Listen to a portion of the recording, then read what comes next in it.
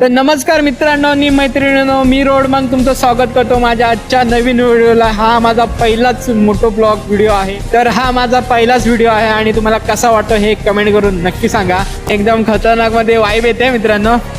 खरं सांगतो, motor blogging करायला ना खूप भारी वाटतं आणि खूप डेंजर वाटतं। पासून आपण आहे ना असं फिरणार आहोत, जिकडे जिकडे जमेल तिकडे तिकडे आपल्याला फिरायचं आहे आणि आपल्याला राईड सुद्धा करायच्या आहेत मोठे मोठ्या। पण जसं शक्य होईल तसं आपण राईड करायचे हळूहळू।